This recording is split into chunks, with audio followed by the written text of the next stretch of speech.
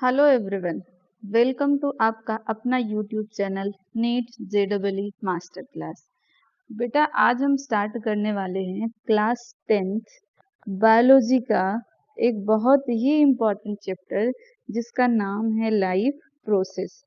तो बेटा सबसे पहले हम इस चैप्टर का मतलब समझ लेते हैं कि लाइफ प्रोसेस, तो ये नाम से ही पता चल रहा है कि ये ऐसे सारे प्रोसेसेस हैं which are important।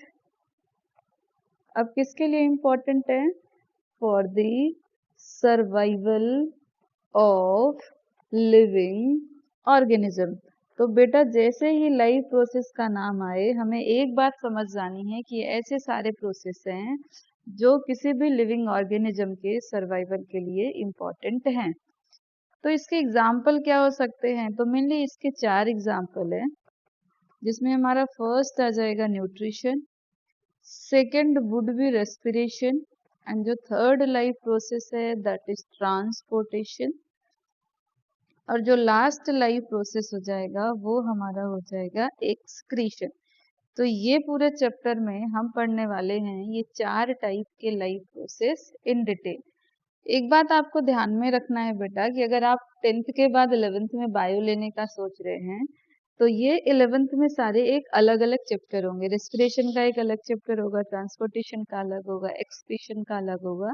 तो 10th बोर्ड के साथ साथ ये आपको 11th में भी बहुत ज़्यादा हेल्प करने वाला है। तो हम इस चैप्टर को थोड़ा ध्यान से पढ़ेंगे। और बेटा अब हम ये समझ लेते हैं कि एक ऐसा प्रोसेस है जो लाइव प्रोसेस की कैटेगरी में नहीं आता है। तो मैम कौन सा वो प्रोसेस है? रिप्रोडक्शन। अब आप 10th में हैं तो आपको थोड़ा बहुत तो आइडिया होगा रिप्रोडक्शन का। ये क्या होता है? एक ऐसा प्रोसेस है जिसमें कोई भी लिविंग ऑर्गेनिज्म अपनी ही तरह दूसरा ऑर्गेनिज्म प्रोड्यूस करता है। तो ये जो रिप्रोडक्शन है इसको लाइव प्रोसेस इसलिए नहीं बोलते हैं क्योंकि ये प्रोसेस कैसा है? ऑप्शनल है। ऑप्शनल का क्या मतलब है मैम? तो जैसे अपन ने सीखा कि जो लाइफ प्रोसेस है वो ऐसे प्रोसेस हैं जो किसी ऑर्गेनिज्म की सर्वाइवल के लिए इम्पोर्टेंट है। अब आपको क्या लगता है कि अगर कोई ऑर्गेनिज्म रिप्रोड्यूस नहीं करेगा मतलब वो सरवाइव नहीं करेगा?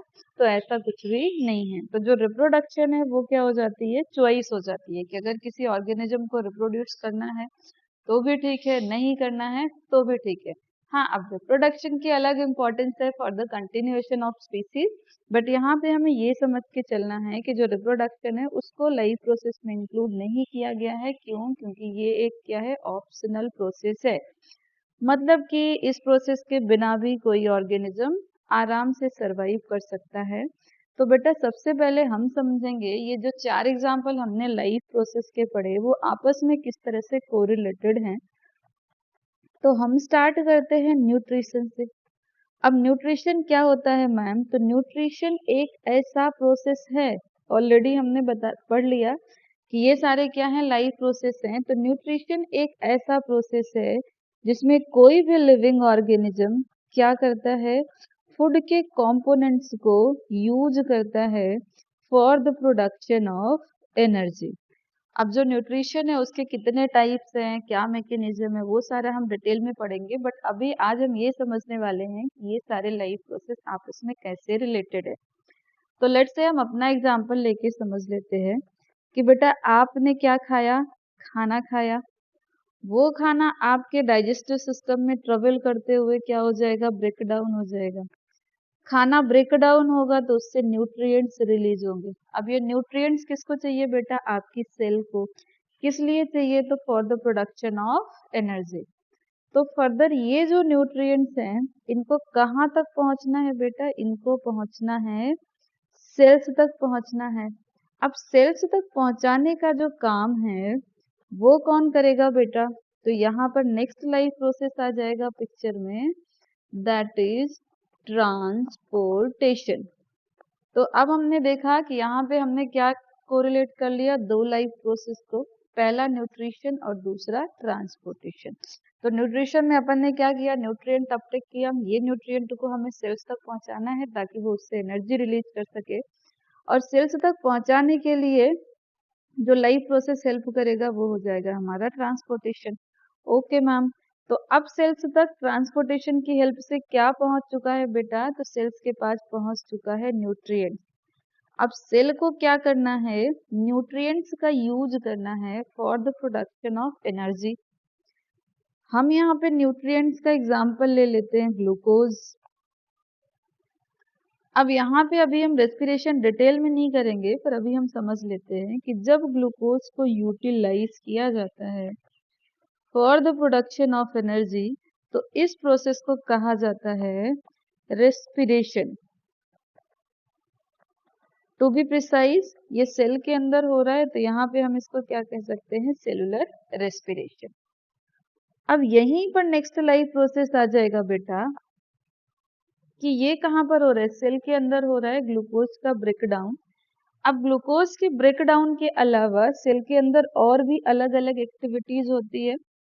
तो सेल के अंदर जो भी सारी एक्टिविटीज होती है उनको एक साथ हम क्या कह सकते हैं, हम उनको कह सकते हैं मेटाबॉलिक एक्टिविटीज। अब मेटाबॉलिक एक्टिविटीज की वजह से काम की चीजें तो प्रोड्यूस होंगी ही, साथ में क्या प्रोड्यूस होगा, कुछ वेस्ट जनरेट होगा, जिसको हम क्या कहते हैं बेटा, मेटाबॉलिक वेस्ट कहते हैं। अब सेल क्या करती है, सेल को जो भी चीज चाहिए वो ब्लड से ले लेती है, और जो भी चीज उसको नहीं चाहिए वो ब्लड में वापस दे देगी। तो ये मेटाबॉलिक वेस्ट सेल से कहाँ पर एंटर कर जाएगा बेटा, तो ब्लड में एंटर कर जाएगा। अब हमारी बॉडी में billion million number of cells है, सारी ही सेल्स अपना मेटाबॉलिक वेस्ट ब्लड में पहुंचा रही है। अब यहाँ पे आपको धीरे से आइडिया आ रहा होगा कि मैम जब सारा ही मेटाबॉलिक वेस्ट ब्लड में आ रहा है तो एक टाइम पर तो ब्लड पूरा मेटाबॉलिक वेस्ट से भर जाएगा, इसमें कुछ टॉक्सिक सब्सटेंस भी होंगे जो हमारी सेल्स के लिए हार्मफुल हो सकता है। इसलिए क्या किया जाता है बेटा, ब्लड का किया जाता है फिल्ट्रेशन। ब्लड फिल्ट्रेशन किस लिए किया जाता है बेटा, टू रिमूव मेटाबॉलिक वेस्टेज। अब ये जो ब्लड का फिल्ट्रेशन होता है टू रिमूव मेटाबॉलिक वेस्ट, यहीं पर आपका आ जाता है पिक्चर में नेक्स्ट लाइफ प्रोसेस, जिसको हम कहते हैं एक्सक्रीशन। तो एक्सक्रीशन क्या होता है बेटा, that is mainly process of filtering blood, किस लिए, टू रिमूव मेटाबॉलिक वेस्ट। और एक्सक्रीशन के प्रोसेस में क्या फॉर्म होता है बेटा, यूरिन फॉर्म होता है, और ये यूरिन फिर क्या कर दिया जाता है, बॉडी से हमारे रिमूव कर दिया जाता है। तो बेटा यहाँ पे हमने क्या किया है, हमने सारे लाइफ प्रोसेस को कोरिलेट कर लिया है। हमने स्टार्टिंग में पढ़ा कि लाइफ प्रोसेस 4 टाइप के हैं, nutrition, respiration, transportation and excretion. ये आपस में कैसे कोऑर्डिनेटेड है वो मैंने आपको समझाने का ट्राई किया हुआ है। तो न्यूट्रिशन क्या है, फूड से एनर्जी रिलीज करने का प्रोसेस।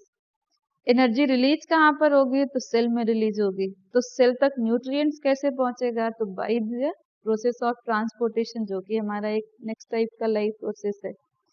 अब न्यूट्रिएंट से एनर्जी रिलीज करने का जो प्रोसेस है उसमें पिक्चर में कौन आएगा, हमारा next life process, that is respiration. Okay ma'am, अब यहाँ पे क्या हो रहा है, सेल्स में क्या होगी, डिफरेंट टाइप की मेटाबॉलिक एक्टिविटी।